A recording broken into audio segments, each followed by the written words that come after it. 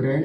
எனக்கு தெரிந்ததை, நான் அறிந்ததை, நான் படித்ததை உங்களுக்கு இந்த நாளிலே அதை நான் சொல்லுகிறேன். பைபிள் எப்போவுமே அப்டேட் ஆனது, எப்போவுமே அதுக்கு ஒரு அப்டேட் உண்டு, எப்போவுமே அதுக்கு ஒரு தெளிவு இருக்குது, எப்போவுமே அதுக்கு ஒரு ரியாலிட்டி, உண்மைத்தன்மை இருக்கிறது, மெய்த்தன்மை, reality and reliability. Bible has always the reality and reliability.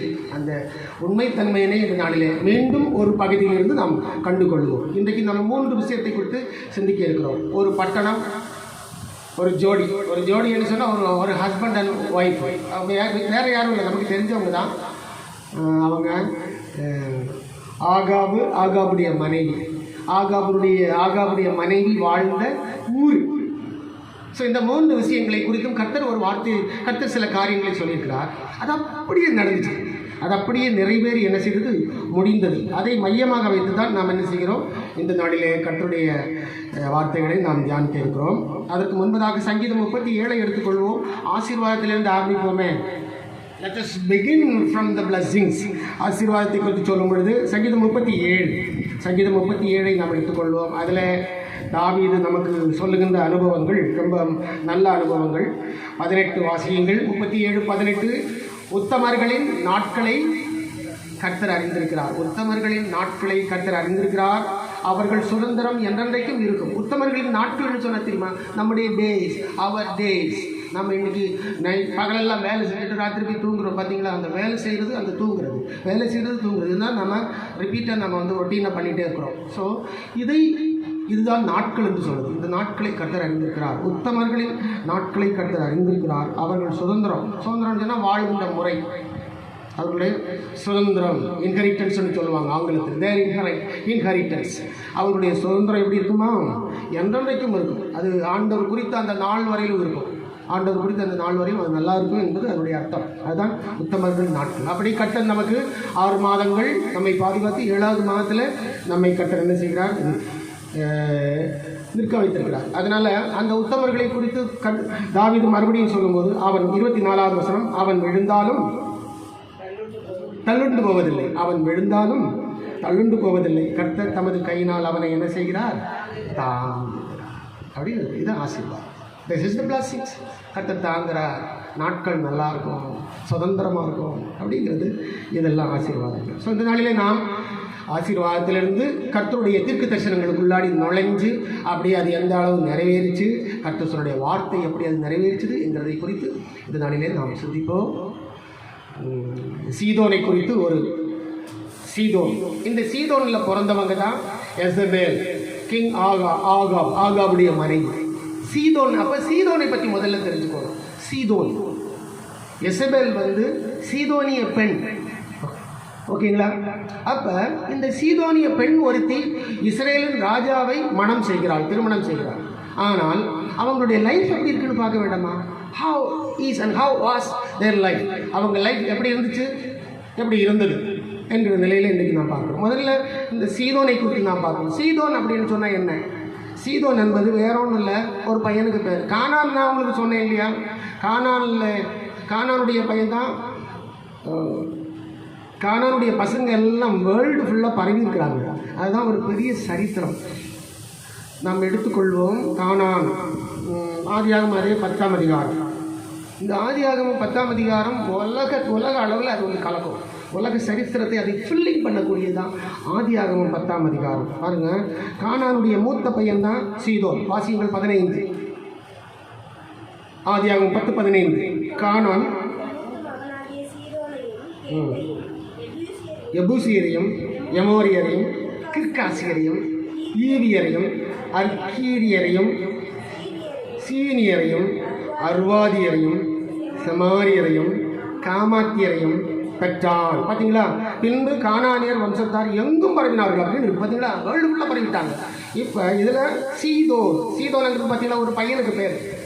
இந்த சீதோனுங்கிற இந்த பையனுடைய பேர் தான் இந்த சீதோன் குடும்பம், ஃபேமிலி. அவங்க என்ன பண்ணுறாங்க, இப்போ நீங்கள் பார்க்குற சீதோன் என்கிற இடத்துல என்ன பண்ணியிருக்கிறாங்க, வந்து வாழ்ந்திருக்கிறார்கள். அந்த சீதோன் என்கிற ஊர் இப்போ எங்கே இருக்குதுன்னு கேட்டிங்கன்னா லெபனானில் இருக்குது. லெபனான் தெரியுமா? லெபனானில் ஒரு கடற்கரை பட்டணம்.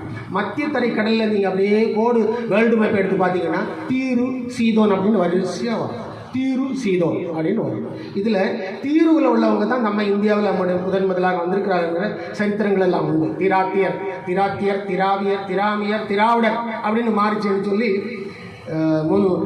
புலவர் தெய்வநாயகம் ஐயா ஒரு புஸ்தகம் எழுதியிருக்காரு. அதில் சொல்கிறார், திராவிடருங்கிற அந்த பேர் மத்திய தரைக்கடலிலிருந்து வந்தவங்க அப்படின்னு சொல்லி. தீரு பட்டணம், அந்த தீரு பட்டணத்துக்கு கீழே மேலே வரும் இந்த சீதோன்.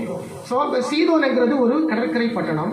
சீதோன் என்கிற அந்த பெயர் கானானுடைய மூத்த பையனுக்கு பெயர். பார்த்தீங்களா? இப்போ கூட நீங்கள் இந்த சிட்டியெல்லாம் போடுறீங்கல்ல, என்ன சிட்டி, கோல்டன் சிட்டி, அப்புறம் சுதா சிட்டி, சுதாகர் சிட்டி, அந்த சிட்டி, இந்த சிட்டிகள் இது போடுறாங்களே, என்ன போடுறாங்களே, பிளாட்டு போட்டு விற்கிறாங்களே. பிளாட்டு போட்டு விற்கும்போது என்ன பண்ணுறாங்க, சௌந்தர்யா கார்டன், அந்த கார்டன், இந்த கார்டன் எல்லாம் அவங்கவுங்க பேரை வச்சுக்கிறாங்களா? அதே தான் சீதோனியர்கள். சீதோனுங்கிறது அது பட்டணமாக நாடாக மாறினது. ஆனால் நல்ல வியாபார பட்டணம். முதல்ல உங்களுக்கு நான் சீதோனை பற்றி சொல்கிறேன் பாருங்கள். சீதோன் நல்ல ஒரு வியாபார பட்டணம். ஆனால் இன்றைக்கி அது பேர் மங்கி போன பட்டணம். ஒரு காலத்தில் பெரிய வியாபார கப்பலெல்லாம் நின்ன இடம். ஏன்னா ஆண்டவருடைய சாபம் இருக்கிறபடினாலே சீதோன் வளரவில்லை. சீதோன் மங்கி போய் சுருங்கி போய் கிடக்கிறது. இன்று லெபனானில் உள்ளது இன்னைக்கு சீதோன் அது தன்னை அறியாமலேயே கோமா நிலைக்கு போயிடுச்சு அப்படின்னு சொல்கிறான். இப்போ மீன்பிடி வலைகள், மீன்பிடி படகுகள் மட்டும்தான் சீதோனில் இருக்கும், வேறு எதுவுமே அங்கே இருக்காது. ஓகே, 210 கிலோமீட்டர் ஜெருசலேமிலிருந்து சீதோனுக்கு நீங்கள் ஒரு நூல் பிடிச்சி விட்டீங்கன்னா 210 கிலோமீட்டரில் ஜெருசலேம் இருக்குது. சீதோனிலிருந்து ஜெருசலேமுக்கு எத்தனை கிலோமீட்டர்? 210 கிலோமீட்டர். ஒரு நூலை பிடிச்சி விட்டாலே நம்ம உள்ளே போயிடலாம். சரிங்களா? ஓகே. கானாரின் தலைச்சான் பிள்ளை வாழ்ந்த இடம் தான், செட்டில் ஆகின இடம் தான் சீதோன். இதை விட என்ன வேணும்? Bible record. எப்போவுமே ஒரு விஷயம் சொல்லும்போது ஒரு ஆதாரம் இருக்கணும். அதுக்காகத்தான் இந்த ஆதாரத்தோட சொல்கிறது, ரெக்கார்டோட சொல்கிறது. ஓகேயா? கானாரின் தலைச்சான் பையன், அவனுடைய பேரில் தான் சீதோனுடைய பேர். இது ஒரு மசாலா நகரம்னு சொன்னது. சாம்பாரில் நிறைய மசாலா போடுவீங்கல்ல, அப்போதான் அது மசாலாவாகும். நிறைய கலாச்சாரங்கள் நிறைந்த இடம், நிறைய மதங்கள், நிறைய சிலை வணக்கங்கள் நிறைந்தபடினால இது ஒரு மசாலா நகரம்னு அதுக்கு பேர். நான் சும்மா அப்படி சொல்கிறேன், மசாலா சிட்டி.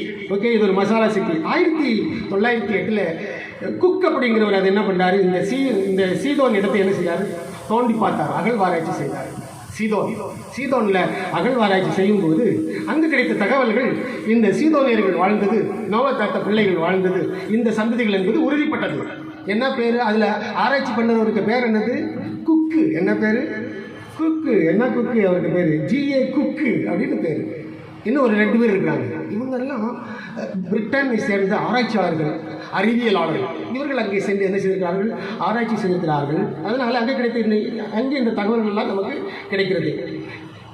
கிமு 600 காலங்கள்லாம் சீதோனில் இருக்கிற அடிமைகளை யூதர்கள் விலைக்கு வாங்கினாங்க. யூதர்கள் விலைக்கு வாங்கி என்ன செய்தாங்க? விற்று போட்டாங்க. சரிங்களா? மற்றவங்களுக்கு விற்று போட்டாங்க. எந்தெந்த ஊருக்கு விற்றாங்கன்னு சொன்னால், விற்கப்பட்டவன் அரேபியாவில் விற்றார்கள். ஆசான், சாபா, குவாட்டாபன், ஹாத்ராமட் போன்ற பகுதிகளில் என்ன செய்தார்கள்? இந்த சீதோனியர்களை யூதர்கள் விலைக்கு வாங்கி விற்று போட்டாங்க. இப்படி விலைக்கு வாங்குவாங்க, விற்று போடுவாங்கன்னு சொல்லி தீர்க்க தரிசனம் இருக்குங்க. அதுதான் ரொம்ப ஆச்சரியம். கர்த்தர் சொல்லதும் நடந்தது. கர்த்தர் சொல்லுகிறவர், அதை நடப்பிக்கிறவர். அந்த தீர்க்க தரிசனத்தை வாசிப்போமா? யோவேல் தீர்க்க தரிசனம் பக்கம் 1062. யோவேல் தீர்க்க தரிசனம் சீக்கிரம் எடுக்க முடியாது. பக்கம் 1062. அதில் யோவேல் தீர்க்க தரிசனம் 3ஆம் அதிகாரம் 4ஆம் வசனம். எடுத்தவங்க வாசிக்கலாம், இல்லைன்னா நான் வாசிக்கிறேன். வாசிக்கவா? எடுத்துட்டீங்களா? பக்கம் 1062. உங்கள் குமாரரையும் உங்கள் குமாரத்திகளையும் யூதா புத்திரனின் கையிலே விற்பேன். இவர்கள் அவர்களை தூர தேசத்தாராகிய சபையரிடத்தில் விற்று போடுவார்கள். கர்த்தர் இதை சொன்னார் அப்படின்னு இருக்குதுங்க. இருக்கா? பார்த்தீங்களா? சீதோனில் இருக்கிறவங்க என்ன பண்ணுவாங்க? யூதா அந்த அதிகாரம் ஃபுல்லாக வீட்டில் போய் படித்து பார்த்தீங்கன்னா சீதோன் அப்படின்னு அந்த 2 பட்டணத்தில் உள்ள மக்களை குறித்து சொல்லப்பட்ட தீர்க்க தரிசனம். பார்த்தீங்களா? இது நீங்கள் வெறுமையாக படித்தா அது என்னன்னே புரியாது உங்களுக்கு. உங்களை விற்று போடுவேன் அப்படின்ட்டாரு. அதான் கர்த்தர் சொன்னால் நடக்கும். கடைசியில் யூதா புத்திரர்கள் என்ன செய்தார்கள்? சீதோனியர்களை வாங்கி சபேயருக்கு என்ன செய்தார்கள்? விற்று போட்டார்கள். சபேயர் என்கிற அந்த கூட்டத்துக்கு விற்று போட்டாங்க. அப்படின்னா எப்படி விற்றாங்க தெரியுமா? Second hand. என்ன ஹேண்டு? செகண்ட் ஹேண்ட் அடிமைகள். என்ன அடிமைகள்? செகண்ட் ஹேண்டு அடிமைகள். இந்த செகண்ட் ஹேண்ட் அடிமைகளை யூதர்கள் முதல்ல என்ன பண்ணாங்க? வாங்கினாங்க. யூதர்கள் முதல்ல வாங்கி அந்த செகண்ட் ஹேண்ட் அடிமைகளை என்ன செய்தார்கள்? மற்றவர்களுக்கு விற்றார்கள். இப்படி ஒரு விஷயம். ஆமாம், இப்படி ஒரு விஷயத்துக்கு பார்த்துருக்கீங்களா? செகண்ட் ஹேண்ட் அடிமைன்னு சொன்னேன். எனக்கு கொஞ்சம் நல்லா எண்ணெய் இருக்கிறவங்க வரையிலும் இவங்க வேலைக்கு வச்சுக்குவாங்க. அதுக்கப்புறம் என்ன பண்ணுவாங்க, அரேபியர்கள் வந்து வாங்கிட்டாங்க. இப்படி ஒரு தீர்க்க தரிசனம் பைபிள் இருக்கிறது புதுசாக நானும் பார்க்குறேன். ஆச்சரியமாக இருந்தது. ஓகேயா, இதுதான் சீதோனுடைய நிலைமை. சீதோனியர்கள் விற்கப்படுவார்கள்ங்கிறது தீர்க்க தரிசனம் கிமு 600 சரியாக நிறைவேறிச்சு. அதுதான் ஹைலைட். நிறைவேறி தீர்ந்துச்சு. இந்த சீதோனில் ரஷ்யாவிலிருந்து எழுதப்பட்ட அந்த மண்வெட்டுகளும் அதில் இருக்கிறது.